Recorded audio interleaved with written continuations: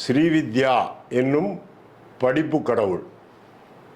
அன்பார்ந்த Sudarshan astrology remedies நேயர்களே, ஒவ்வொரு குழந்தையும் நமக்கு பிறந்த குழந்தை படிக்குமா, நல்ல பதவியிலே வருமா, நாட்டை ஆள்வானா, பச்சை மெயில் கையெழுத்து போடுவாரா, இப்படி என்று எல்லா தாய்மார்களும் தாப்பன்மார்களும் நினைக்கின்ற நிலைதான். உண்மையிலேயே மகாகவி காளிதாசனுடைய விஷயத்திலே ஒன்றை தெரிந்து கொள்ளலாம். சென்று வா மகனே வென்று வா, உலகம் அறிகின்ற காலம் என்பதை பற்றி பாட்டு படித்துவிட்டு அதில் அழகாக சொல்லுவார்கள். அறிவுலகம் உன்னை அழைக்கின்றது, ஏதும் அறியாதவன் என்று நினைக்கின்றது, அரண்மனை வாசல் திறக்கின்றது, ஆணவம் அங்கே சிரிக்கின்றது என்று படிப்பாள் அவ்வை பாட்டி. அதை ஏன் சொல்கிறேன் என்றால், எல்லா குழந்தைக்கும் கல்வி வந்துவிடுமா? வராத குழந்தையை அப்பொழுது என்ன செய்வது? அவர்கள் இஷ்டத்துக்கு விட்டுவிட முடியுமா? அதைத்தான் இதை சொல்லுகின்றேன். இந்த ஸ்ரீவித்யா என்னும் கல்வி யார் கையில் இருக்கின்றது? ஹயக்ரீவர் கையில் இருக்கின்றது, பிரம்மாவினுடைய கையிலே இருக்கின்றது, விநாயகனுடைய கையிலே இருக்கின்றது.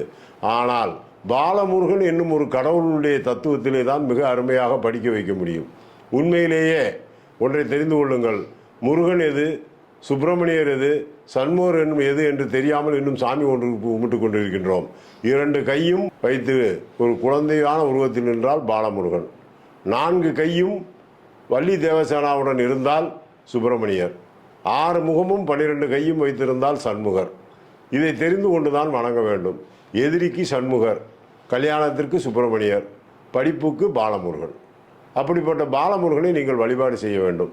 இந்த பாலமுருகன் எந்திரத்தை வைத்து வழிபாடு செய்யலாம், பாலமுருகனுக்கு பூஜை செய்யலாம்.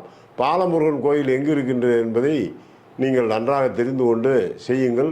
இல்லை அலைபேசியிலே தொடர்பு கொண்டு கேட்டு நீங்கள் பூஜை செய்யுங்கள். அதற்கு என்ன செய்ய வேண்டும்? அமாவாசை திதியிலே இருந்து, அமாவாசைக்கு முதல் நாள் இருந்து திரையோதசி திதி வரை பாலமுருகனுக்கு தினமும் விளக்கேற்றி தினை மாவை நெய்வேத்தியம் செய்து அந்த குழந்தைக்கு வாயிலே ஊட்டி விட வேண்டும். படிக்காத குழந்தை பெரிய பையனாக இருந்தால் சாப்பிட சொல்ல வேண்டும். ஏனால் விரலை கொடுத்தால் கடித்து விடக்கூடாது. அப்படிப்பட்ட ஒரு நிலை வரக்கூடாது. அதனால் இதேபோல் செய்து அந்த குழந்தையை படிக்க வையுங்கள். இந்த பாலமுருகனுடைய அருட்கடாச்சாத்தால் தகப்பனுக்கே பாடம் சொன்ன கடவுள் இல்லையா? பூமிகாரகன், காலில் செருப்பணியாதவன். குழந்தைகள் படிக்கவில்லை என்றால் பெரும்பகுதி காலிலே தோல் செருப்பை அணிந்து பள்ளிக்கு அனுப்பாதீர்கள். அதற்கு பதிலாக ரப்பரிலோ ஒரு பிளாஸ்டிக்கிலோ ஒரு செருப்பலை வாங்கி மாற்றி அனுப்புங்கள். அவன் ஒழுங்காக படிப்பான். ராகு கெட்டவன், படிக்க முடியாது. நீச்ச ராகு என்று சொல்லப்படக்கூடிய ராகு அறிவு கடவுளான அங்கே மூளையை செயல்பட விடாது. நீ காலில் அணிந்திருக்கிறோம் என்று நினைக்கின்றீர்கள். இடுப்பிலே அணிகின்ற பெல்ட் முதல் பல சஸ்பெண்ட் ஆவது வரை இதனால் தான்.